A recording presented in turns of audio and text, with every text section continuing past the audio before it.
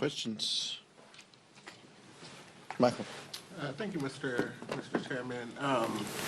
So I know as chairman, you really focus on keeping, family business in-house. You often talk about having family conversations, in caucus meeting. But yesterday on the House floor, we saw, some really intense conversations between, members of the caucus lobbying, their frustration at Congresswoman Marie Gluesenkamp-Perez for the Garcia disapproval resolution. I'm curious, with this vote coming up, is this an episode that House Democrats can naturally move on from and get back to talking about affordability and healthcare and all of the things that you want to talk about?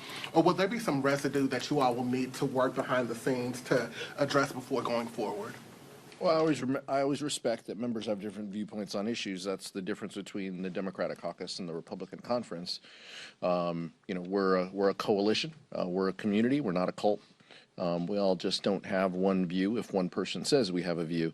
All that said, we disagree with the resolution that's being offered, and we should be talking about issues that affect the American people, including the healthcare crisis and the affordability crisis that we're in. All that said, this did not come up in caucus. This was not raised by any member in caucus. So we are all on the same page. We know what is in front of us. We also know the ridiculousness of the Republican calendar. They called us back, big show of having 5 days in session this week. We're voting on rehashed items from years past. This is the ghost of Christmas past coming back. CRAs and resolutions that have no basis in helping the American people. That should be our guiding point. That should be the focus of what we are doing here. And I don't think that's lost on the Democratic caucus.